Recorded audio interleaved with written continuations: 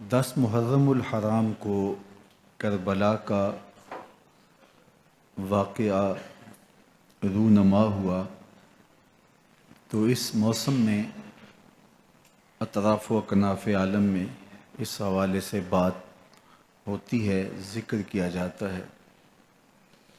اہل محبت حضرت امام حسین رضی اللہ تعالی عنہ کے حضور خراج عقیدت اور خراج محبت پیش کرتے ہیں۔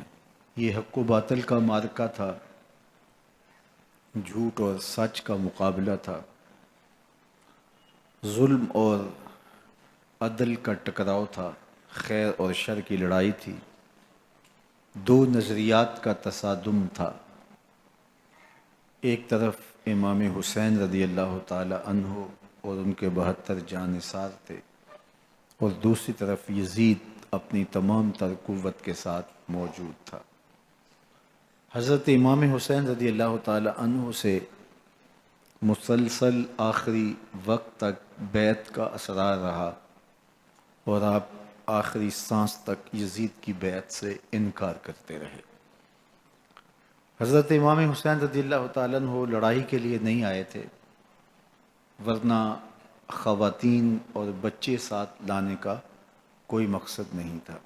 آلات حرب و ضرب بھی نہیں تھے۔ عرب جو اپنے ساتھ سفر پہ معمول کی تلواریں اور اسلحہ جات رکھتے ہیں وہی تھے، اور آپ کو پیشکش بھی کی گئی۔ ترماح بن عدی بن حاتم نے، یہ حاتم تائی کا پوتا تھا، کہا کہ آپ میرے ساتھ ہمارے علاقے میں چلے جائیں۔ جب مختلف بادشاہوں نے عرب پر قبضہ کیا تو ہمارے قبائلی علاقے اس وقت بھی ان سے محفوظ رہے۔ ہم آزاد قبائل ہیں۔ میں چند دنوں میں آپ کی پشت پر 30,000 کا لشکر کھڑا کر دوں گا جو جانثار ہوگا۔ لیکن حضرت امام حسین رضی اللہ تعالیٰ عنہ نے ترماح بن عدی کی اس پیشکش کو قبول نہیں کیا اور آگے بڑھے۔ دشت نینوا میں، جسے دشت کربلا بھی کہتے ہیں، حر بن یزید ریاحی 500 سواروں کو ساتھ لے کر کے حضرت امام حسین کو محصور کر دیتا ہے، اور پھر یزید کا لشکر وہاں جمع ہونا شروع ہو جاتا ہے۔ 22,000 یا 30,000 کا لشکر امام حسین رضی اللہ تعالی عنہ کے اطراف میں لگا دیا گیا۔ 3 دن تک اس خانوادے کے لیے پانی بند کر دیا گیا۔ پانی کے بغیر تو انسان کی زندگی معطل ہو جاتی ہے، اور 3 دن کی مسلسل پیاس، اور پیاس میں بلکتے 6 ماہ کے بچے، خواتین اور بوڑھے۔ لیکن عزیمت کی راہوں کے یہ مسافر کسی صورت بھی یزید سے بیعت کرنے پہ آمادہ نہ ہوئے۔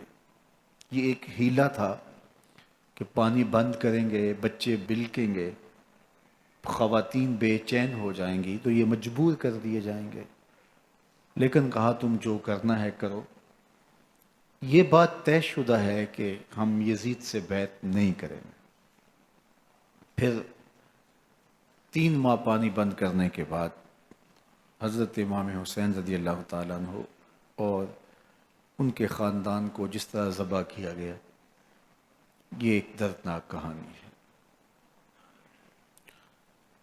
72 افراد کربلا میں شہید کر دیے گئے۔ اہل حق کا یہ قافلہ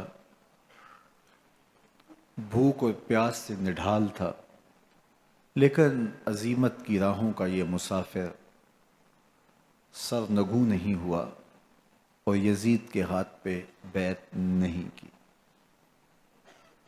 امام حسین رضی اللہ تعالی عنہ آپ کے بیٹے، بھائی، بھتیجے، بھانجے، اعیان و انصار، محبین شہید کر دیے گئے۔ 70 لوگ آپ سے پہلے شہید کیے گئے، پھر امام حسین رضی اللہ تعالی عنہ شہید کر دیے گئے۔ سوید نامی ایک زخمی وہ چھری لے کر کے حملہ آور ہوئے اور وہ بھی شہید کر دیے گئے. یہ کربلا کے آخری شہید تھے جو حضرت امام حسین کے بعد شہید ہوئے.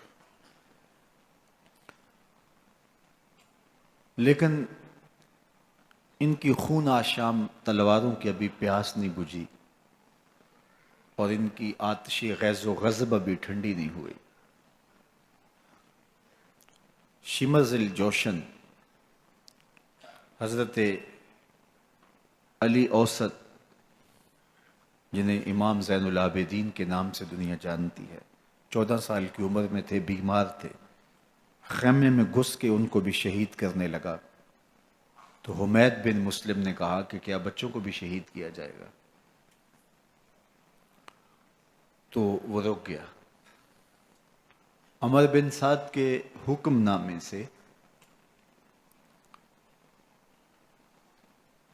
مقدس لاشوں پر گھوڑے دوڑائے گئے،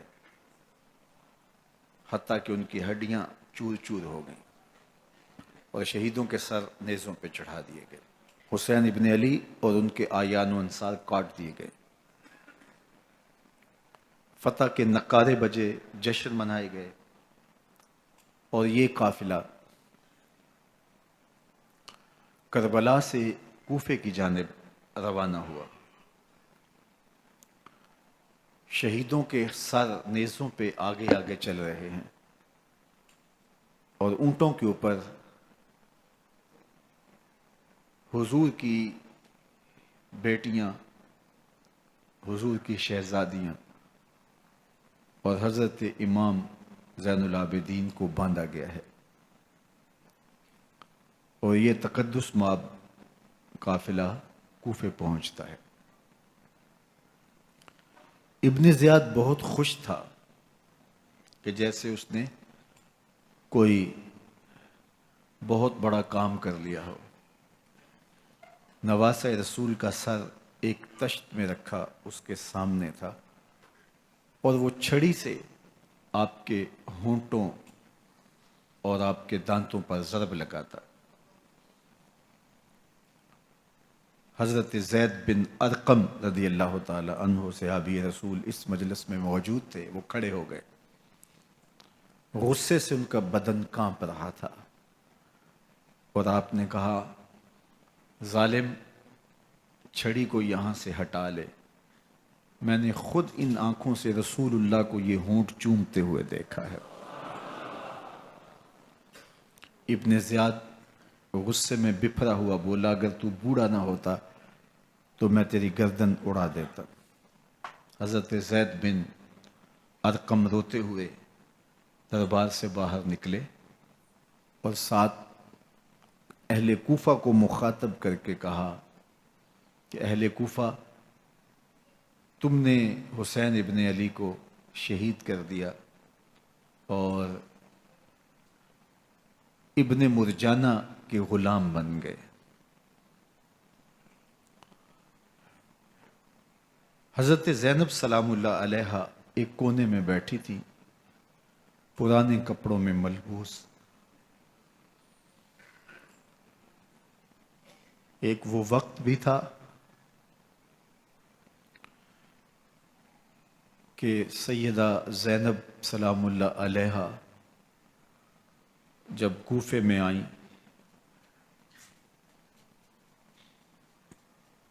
سیدنا علی المرتضیٰ کے زمانے میں، ان کے دور خلافت میں دارالخلافہ کوفہ متعین ہوا. تو یہ مدینے سے کوفے آئیں تو اس وقت کوفے کی معزز خواتین نے ان کا استقبال کیا. خلیفۃ المسلمین کی شہزادی، رسول اللہ کی بیٹی سیدہ فاطمہ الزہرا کا عکس حضرت زینب سلام اللہ علیہا کوفے میں داخل ہوئیں. تکریم، عزت اور وقار کے ساتھ آپ کا استقبال کیا گیا اور آپ خواتین کو درس قرآن دیتی، حضور کی شریعت سکھاتی. اور آج وہی کوفہ ہے، وہی دیوار و در ہے، اور وہی زینب ہے، اور آج زینب کے ساتھ حسین ابن علی کا کٹا ہوا سر ہے۔ پرانے کپڑوں میں ملبوس حضرت زینب سلام اللہ علیہ آج اسی کوفے میں داخل ہوئی ہیں۔ دارالامارت کے ایک کونے میں تشریف فرما ہے کہ ابن زیاد پوچھتا یہ خاتون کون ہے؟ حضرت زینب خاموش رہیں۔ اس نے دوسری مرتبہ پوچھا، آپ پھر خاموش رہیں۔ تیسری مرتبہ پوچھا، آپ پھر خاموش رہیں۔ پھر ایک لونڈی نے بتایا یہ زینب بنت علی ہیں۔ تو اس کے سامنے حضرت امام حسین کا کٹا ہوا سر پڑا تھا، اور وہ حضرت زینب سے مخاطب ہو کے کہنے لگا کہ اللہ نے تمہیں شکست دی اور یزید بن معاویہ کو فتح عطا کی۔ تو حضرت زینب سلام اللہ علیہ پھر دربار ابن زیاد میں ایک خوبصورت خطبہ عطا کیا۔ زینب بول رہی تھی، لگ رہا تھا مولا کائنات بول رہے ہیں۔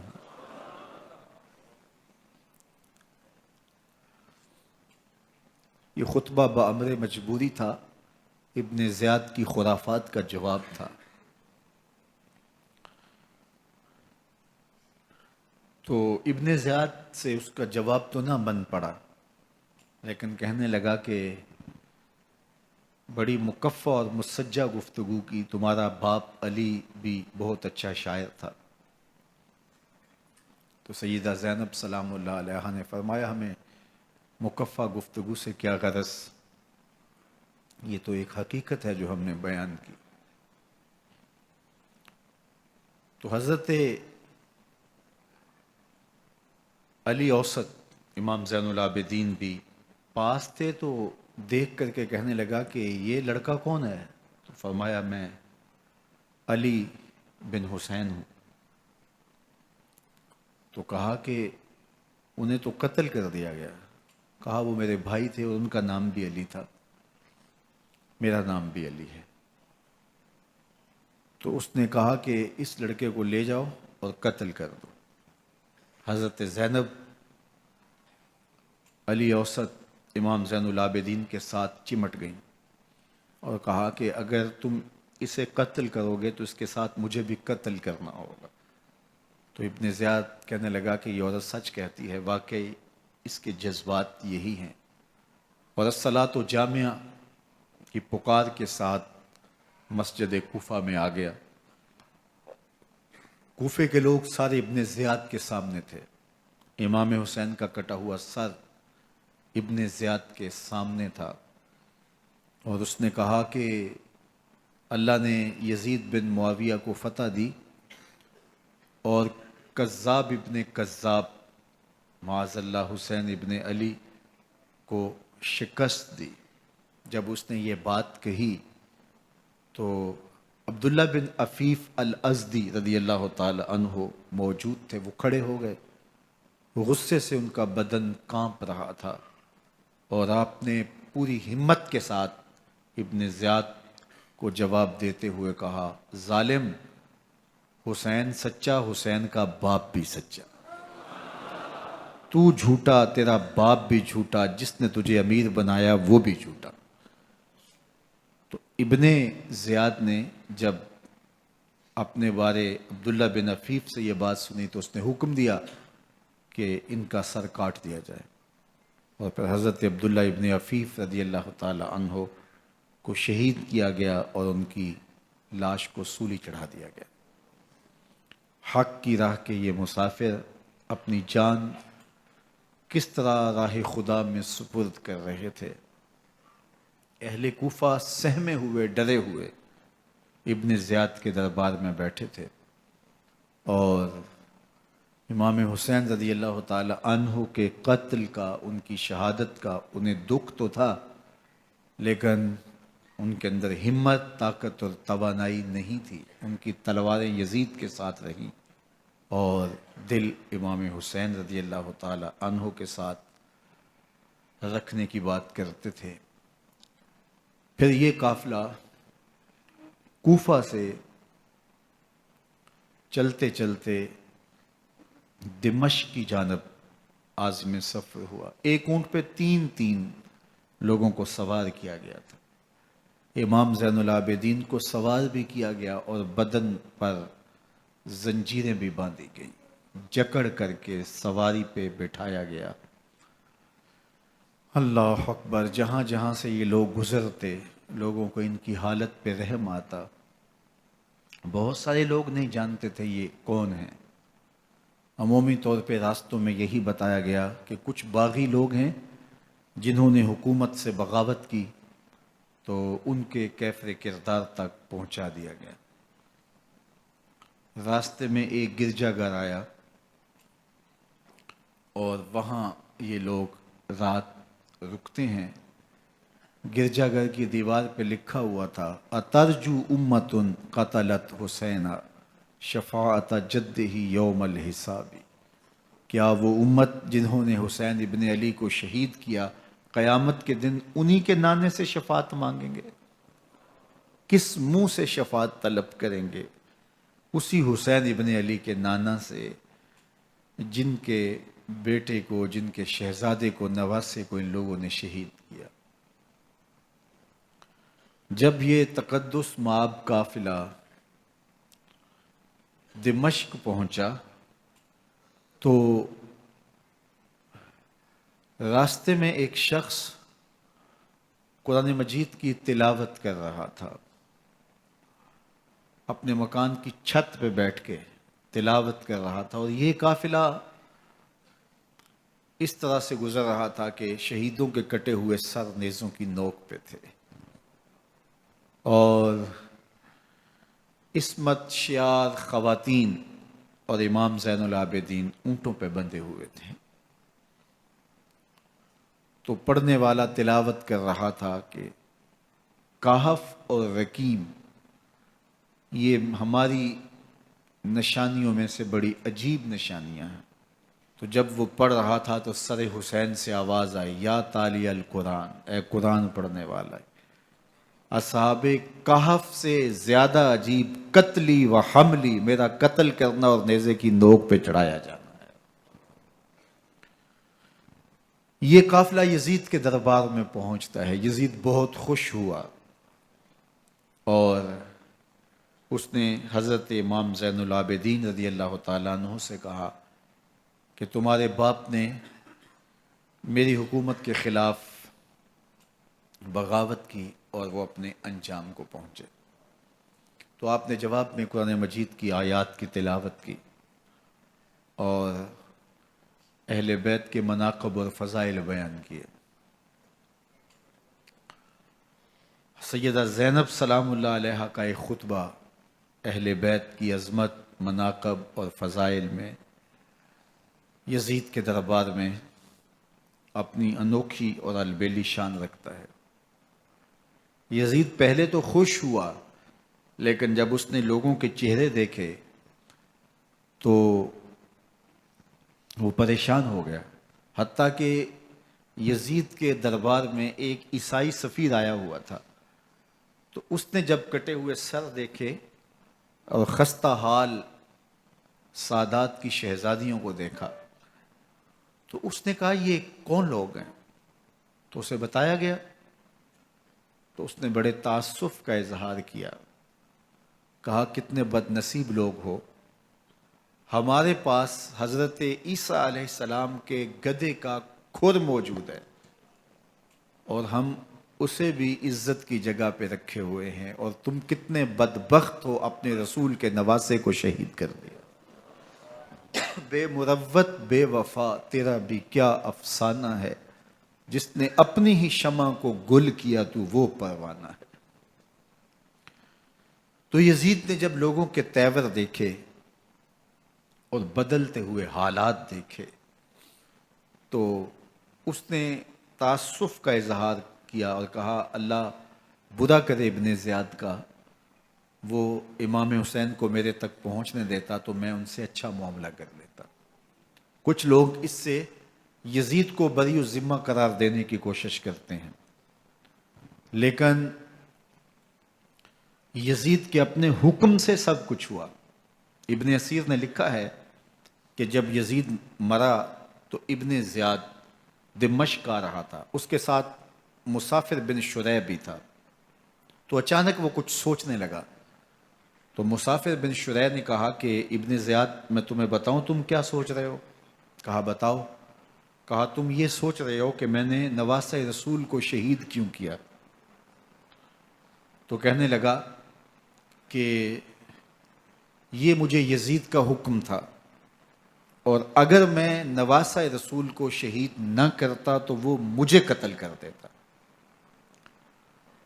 اور جب مسلم بن عقبہ کو مدینہ المنورہ کی حرمت کو پامال کرنے کے لیے اور حضرت عبداللہ ابن زبیر رضی اللہ تعالیٰ عنہ کی خلافت کے اعلان کے بعد مکہ المکرمہ پر حملے کے لیے جو یزید نے بھیجا، تو اس سے قبل اس نے ابن زیاد کو کہا کہ یہ کام تم کرو۔ تو ابن زیاد نے جو جواب دیا وہ یہ تھا کہ میں تمہارے کہنے پہ پہلے ہی نواسہ رسول کو شہید کر چکا ہوں، اب نواسہ رسول کو شہید کرنا اور کعبۃ اللہ کی حرمت کو پامال کرنا، یہ دو چیزیں میں جمع نہیں کروں گا، اور اس نے بادشاہ کے حکم کا انکار کر دیا۔ تو یزید نے امام حسین رضی اللہ تعالیٰ عنہ کی شہادت کا حکم دیا تھا ابن زیاد کو، اور یہ دو گواہیاں میں نے ابن زیاد سے آپ کے سامنے رکھی۔ باقی اس کا یہ سیاسی پینترا کہ وہ تعصب کا اظہار کرے، تو قاتل کی پشیمانی مقتول کی اہمیت تو بڑھا سکتی ہے، لیکن قاتل کے دامن سے قتل کا داغ نہیں دھو سکتی۔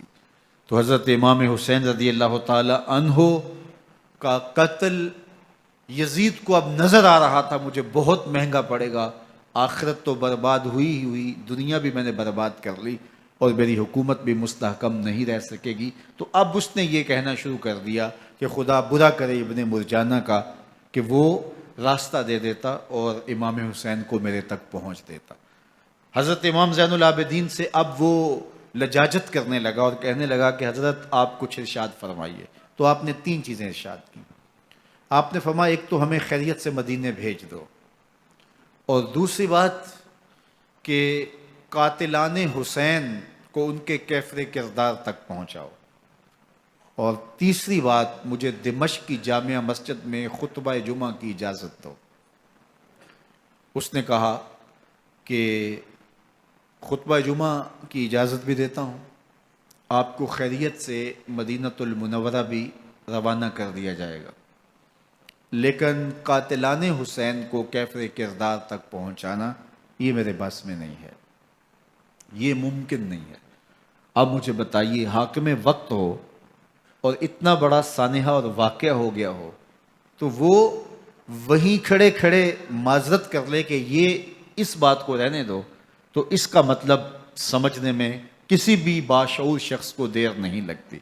اسے چاہیے تھا کہ وہ کہتا کہ میں اس کی تحقیق کروا کے جو بھی مجرم ہے وہ کیفر کردار تک پہنچے گا، اور آپ نہ بھی کہتے تو یہ میں کرتا چونکہ میں حاکم وقت ہوں۔ لیکن اس نے فوراً کہا کہ یہ ممکن نہیں ہے، تو اس کا مطلب کیا کہ مجرم میں خود ہوں، تو میں اس سے جو ہے وہ بچنا چاہتا ہوں۔ تو اس نے حضرت امام زین العابدین کو کہا دو شرطیں تو قبول ہیں، لیکن یہ تیسری شرط قبول نہیں ہے اور یہ ممکن نہیں ہے۔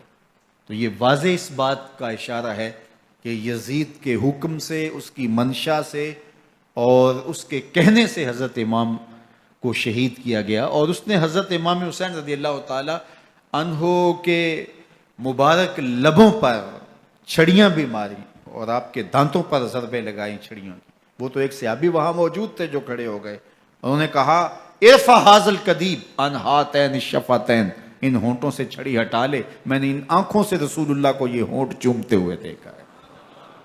جس طرح ابن زیاد کے دربار میں ہوا تو یہاں بھی ہوا۔ اللہ اکبر۔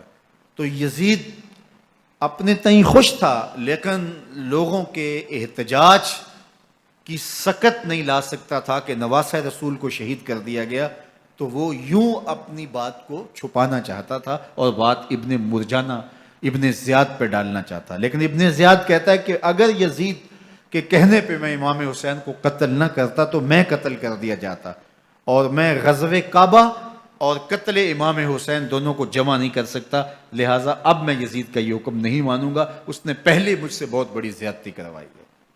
یہ تاریخ کی معتبر کتابوں کے اندر موجود ہے۔ اب یزید نے کہا دو باتیں مان لیتا ہوں، آپ کو مدینہ المنورہ بھی رخصت کر دیتے ہیں، اور دوسرا آپ کو مسجد دمشق میں خطبہ کی اجازت بھی دیتے ہیں۔ اللہ اکبر، یہ وقتی تصرف تھا اس کا، ورنہ یہ کون ہے اجازت دینے والا؟ ممبر تو حسین ابن علی کے نانے کا ہے۔ خیر، مسجد دمشق میں گئے، لوگوں کا ہجوم تھا، حضرت امام زین العابدین ممبر پہ جلوہ فراز ہوئے، خطابت تو ان کے گھر کی لونڈی ہے، تو جب آپ نے کھڑے ہو کر کے خطبہ دیا اور فضائل و مناقب اہل بیت بیان کیے، لوگوں کے سینوں کے اندر آتش محبت اہل بیت کی جوش مارنے لگی۔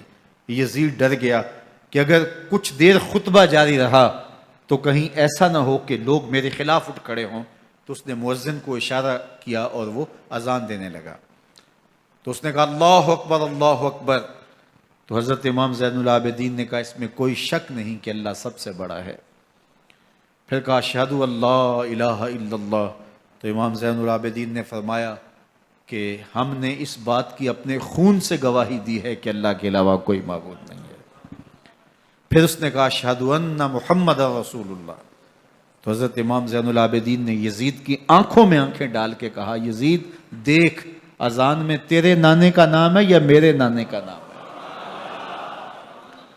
تو حسین ابن علی رضی اللہ تعالیٰ عنہ کا نام کبھی بھی مٹنے والا نہ زیاد کا وہ ستم رہا، نہ یزید کی رہی وہ جفا، رہا تو نام حسین جسے زندہ رکھتی ہے کربلا۔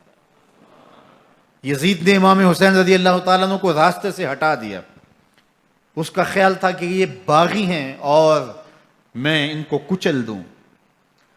حضرت امام حسین شہید کر دیے گئے، ان کا خاندان شہید کر دیا گیا۔ صرف 14 سال کے امام زین العابدین رضی اللہ تعالی عنہ اس حادثے میں، اس واقعہ میں جو ہے وہ بچے، اور سب سے زیادہ دکھ اپنی آنکھوں سے انہوں نے دیکھے، کربلا کا منظر بھی دیکھا، کوفے کا دارالعمارہ بھی دیکھا، اور دمشق کا دربار یزید بھی دیکھا، اور پھر یہاں سے مدینے پہنچ کر اہل مدینہ سے جو سامنا ہوا امام زین العابدین نے وہ لمحے بھی دیکھے۔ کہتے ہیں اس واقعہ کربلا کے بعد حضرت امام زین العابدین کبھی ہنسے نہیں تھے، جب بھی پانی پینے لگتے تو رو پڑتے، انہیں شاید سکینہ کی پیاس یاد آ جاتی تھی۔ امام زین العابدین کا رنگ زرد ہو جاتا جب کربلا کی یاد آتی، اور بسا اوقات شہر سے وحشت ہونے لگتی اور دور باہر نکل جاتے اور جا کر کے وہاں خیمہ گاڑ لیتے اور مہینہ مہینہ وہاں ذکر و فکر اور عبادت میں لگے رہتے۔ امام زین العابدین کے ہاتھوں میں ہتھ کڑیاں، پاؤں میں زنجیریں، اور اونٹ پہ باندھ کر کے جب حضرت امام زین العابدین کو شہیدوں کی لاشوں کے قریب سے گزارا گیا تو غشی پہ غشی طاری ہو رہی تھی امام زین العابدین پہ، اور وہ گھڑیاں بھی امام زین العابدین پر کتنی دردناک تھیں کہ جب شہزادیاں اونٹوں کے ساتھ باندھی گئی تھیں اور امام زین العابدین اپنے بابا کا سر اپنے سامنے چلتا ہوا دیکھتے تھے، اور یہ دردناک لمحے کہ جب رات کی گھڑی آئی تو زینب سلام اللہ علیہ نے دیکھا کہ زین العابدین کے آنسو نہیں تھمتے اور ان کو غشی پہ غشی آتی ہے، تو وہ آگے بڑھ کے ان کو اپنی آغوش میں سمیٹتی ہیں اور کہا زین العابدین کیا ہوا؟ کہا کہ پھپھو جان اگر ہو سکے تو بابا کا سر کچھ دیر کے لیے میری گود میں نہیں آ سکتا ہے۔ وہ وقت بھی امام زین العابدین پہ آتا ہے جب زخم اور درد اور دکھ حد سے تجاوز کرتے ہیں تو زین العابدین مدینہ کی طرف منہ کر لیتے ہیں اور حضور کی بارگاہ میں ہوا کے ہاتھوں پیغام بھیجتے ہیں، ان نلتا یا ریح الصبا یومن الی ارض الحرمی بلغ سلامی روزتن فیہا النبی المحترم یا رحمتا للعالمین ادرک لزین العابدین محبوس عید الظالمی فی الموکب والمزدحم۔ امام زین العابدین نے یہ سارا دردناک منظر اپنی آنکھوں سے دیکھا اور یہ سارے دکھ سہے۔ امام زہری کہتے ہیں کہ ولید کے زمانے میں دوبارہ امام زین العابدین کو پکڑ لیا گیا اور ان کے ہاتھوں میں دوبارہ ہتھ کڑیاں اور پاؤں میں بیڑیاں ڈال دی گئیں۔ میں ملنے گیا تو جو ہی امام کے ہاتھوں میں ہتھ کڑیاں دیکھی تو میرا دل ڈولنے لگا اور میری آواز گلے میں دب گئی اور آنسو تھے کہ تھمتے نہیں تھے۔ تو امام زین العابدین نے مجھے دیکھا تو مجھے تسلی دیتے ہوئے کہا زہری کیا ہوا تمہیں؟ تو میں نے کہا حضرت کربلا میں تھوڑے دکھ دیکھے تھے اور اب یہ حالت مجھ سے دیکھی نہیں جا رہی۔ تو امام زین العابدین نے ان زنجیروں کو اور ان ہتھ کڑیوں کو جن سے آپ جکڑے گئے تھے جھٹکا دیا، لوہے کی زنجیریں ٹوٹ گئیں۔ کہا زہری ہم اللہ کی تقدیر پہ راضی ہیں ورنہ یہ زنجیریں کیا ہوتی ہیں۔ امام زین العابدین کو اللہ نے عزتوں سے نوازا تھا، ہر دور کے حاکم وقت ڈرتے تھے اور ان کی عزت سے حسد کرتے تھے۔ ولید بن عبد الملک بنو امیہ کا بڑا تگڑا حکمران گزرا ہے۔ ایک دن طواف کرتے کرتے حجر اسود کے سامنے آیا اور اس کے دل میں آیا کہ میں حجر اسود کو بوسہ کروں، لیکن رش اتنا تھا کہ آگے بڑھنے کی ہمت نہ ہوئی اور پیچھے ہٹ کے کھڑا ہو گیا کہ رش کم ہوتا ہے تو میں حجر اسود کو چومتا ہوں۔ اتنے میں امام زین العابدین رضی اللہ تعالی عنہ وہ بھی طواف کرتے کرتے حجر اسود کے قریب آئے، ایک لمحے کے لیے توقف کیا، لوگوں نے راستہ چھوڑ دیا۔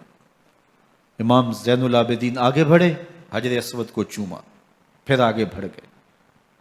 ولید بن عبد الملک کو بڑا غصہ آیا کہ لوگوں نے میرے لیے تو راہیں نہیں چھوڑی اور زین العابدین کے لیے راہیں چھوڑ دی ہیں۔ تو وہ اپنے درباری شاعر کو، فرزدق کو جو اس کے ساتھ کھڑا تھا، اس کو پوچھتا ہے من ھذا، یہ کون ہے؟ حالانکہ اسے پتا تھا یہ امام زین العابدین ہے۔ بعض اوقات سوال تفہیم کے لیے کیا جاتا ہے، سمجھنے کے لیے کیا جاتا ہے، اور بعض اوقات سوال تحقیر کے لیے کیا جاتا ہے۔ جس طرح کسی شخص کو آپ پسند نہ کرتے ہو اور وہ کوئی کام کرے تو آپ کہتے ہیں یہ کون ہے، یہ کون ہے؟ تو اس نے کہا من ھذا، یہ کون ہے؟ اب فرزدق شاعر تھا اور درباری شاعر تھا، اسے اچھی طرح پتا تھا کہ من ھذا سے بادشاہ کیا سننا چاہتا ہے، لیکن آج اس کی غیرت ایمانی جاگی۔ بادشاہ نے کہا من ھذا، یہ کون ہے؟ تو فرزدق نے بادشاہ کی آنکھوں میں آنکھیں ڈال کے کہا بادشاہ تو نہیں جانتا یہ کون ہے؟ اس کو تو بطحا کے سنگ ریزے بھی جانتے ہیں، اس کو تو زمین والے بھی جانتے ہیں، آسمان کے فرشتے بھی جانتے ہیں۔ یہ فاطمہ کا بیٹا ہے، یہ علی کا شہزادہ ہے، یہ رسول اللہ کا نواسہ ہے۔ تیرا من ھذا کہنا اس معرفہ کو نکرا نہیں کرے گا، یہ کل بھی معرفہ تھا، یہ آج بھی معرفہ ہے۔ کھڑے کھڑے امام زین العابدین کی شان میں ایک طویل قصیدہ لکھ دیا۔ بادشاہ تو اس سے کچھ اور سوچ رہا تھا، الٹ ہو گیا، اس نے فرزدق کو جیل میں ڈال دیا۔ امام زین العابدین کو پتا چلا، آپ نے اشرفیوں کی 2 تھیلیاں خادم کے ہاتھ بھیجی کہ ہماری وجہ سے تمہارے اوپر یہ افتاد پڑی ہے۔ تو اس نے تھیلیاں قبول کی، چوما آنکھوں سے لگائیں اور پھر خادم کے ہاتھ میں دیتے ہوئے کہا امام کو میرا سلام دے دینا اور کہنا حضرت ساری زندگی نے ٹگوں کے لیے، ان پیسوں کے لیے، اشرفیوں کے لیے شاعریاں کی ہیں، یہ جو میں نے قصیدہ لکھا ہے آپ کے نانا کی شفاعت کے لیے لکھا ہے۔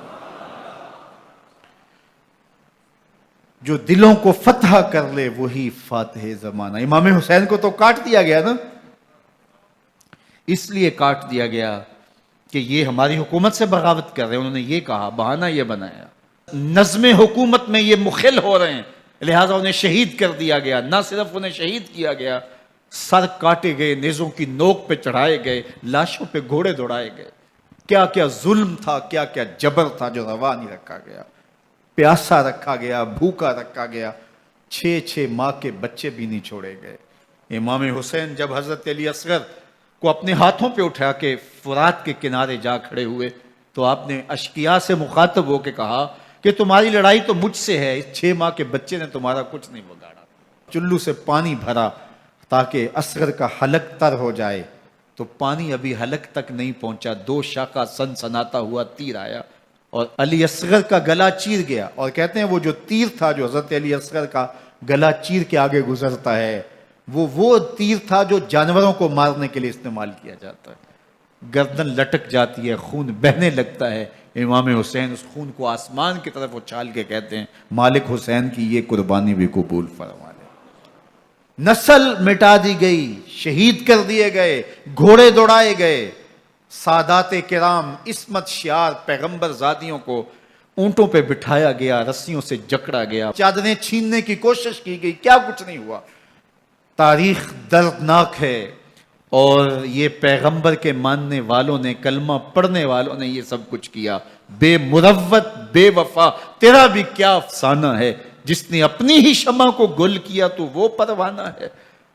لیکن یزید کی دلیل یہ تھی کہ یہ حکومت کا نظم چلتا ہے، اسے چلنے دیا جانا چاہیے، انہوں نے کیوں رکاوٹ ڈالی ہے، لہٰذا یہ باغی ہیں، ان کو کاٹ دیا جائے۔ میں کہتا ہوں امام حسین کو شہید کر دیا گیا، ان کے اعیان و انصار کو شہید کر دیا گیا، پورے خاندان کو پیاسا رکھ کے ذبح کر دیا گیا، 6 ماہ کے بچے بھی نہیں چھوڑے گئے، 80 سال کے بوڑھوں کو بھی شہید کیا گیا، خواتین کو اونٹوں پہ بٹھایا گیا، اور گلی گلی عصمت معاب پیغمبر رحمت کی شہزادیوں کو کوفے اور دمشق کے بازاروں کے اندر بھرایا گیا۔ تو مجھے بتائیں اس کے بعد یزید کی حکومت نے کیا کیا، ان کا کیا کارنامہ تھا؟ کتنے محدث پیدا ہوئے، کتنے مفکر پیدا ہوئے، کتنے جرنیل پیدا ہوئے، کتنے صوفی پیدا ہوئے؟ کون تھا جو ان کے تخت و تاج اور ان کی حکومت جس کو بچانے کے لیے اتنا بڑا حادثہ کر دیا اور پیغمبر کے بیٹوں کو شہید کر دیا؟ تو کیا پھر اس حکومت نے کیا یزید نے؟ یزید کا اپنا بیٹا تخت پہ بیٹھنے کے لیے تیار نہیں تھا۔ 6 ماہ کے بعد اس کی لاش گھر سے نکلی، اس نے کہا کہ یہ تخت جو ہے وہ آل رسول کے خون پہ بنا ہے، میں اس پہ نہیں بیٹھوں گا، اور رسوا ہو گئے۔ اور یزید جس کو زوم تھا کہ میں اتنی بڑی سلطنت کا مالک ہوں، اس کو بچانا ہے، اس سلطنت نے اسلام کے لیے کیا کیا؟ مجھے بتاؤ، کون سے جرنیل پیدا کیے، کون سے حکمران پیدا کیے، اس نے کون سے توانا لوگ پیدا کیے، کون سے محدث، کون سے مفکر، کون سے مسلح پیدا کیے؟ اور جس خاندان کو کاٹ دیا گیا، صرف ایک 14 سال کا علی اوسط زین العابدین بچا۔ اور ذرا حسین ابن علی کی نسل دیکھو، جعفر صادق کس نسل سے ہیں، باقر العلوم کس نسل سے ہیں، حضرت غوث اعظم کس کے شہزادے ہیں، حضرت داتا گنج بخش علی حجویری کس کے بیٹے ہیں، اور حضرت معین الدین چشتی اجمیری کس کے بیٹے ہیں؟ آج زمانے کو جو بھی دیا ہے حسین کے بیٹوں نے دیا ہے۔ یزید تخت بچا کر بھی امت کو کچھ نہ دے سکا، اور امام حسین نے سب کچھ لٹا کے امت کو ایمان کی بہاریں عطا کر۔ آج جہاں بھی منبر و محراب کی رونق نظر آ رہی ہے، اس کے پیچھے حسین کا کوئی بیٹا کھڑا ہوا نظر آئے۔ اللہ اکبر! اس دین کے خاکے میں رنگ ہی حسین ابن علی کے خون نے بھرا ہے۔ جس نے حق کربلا میں ادا کر دیا، اپنے نانا کا وعدہ وفا کر دیا، سب کچھ امت کی خاطر فدا کر دیا، گھر کا گھر سب سپرد خدا کر دیا، اس حسین ابن حیدر پہ لاکھوں سلام۔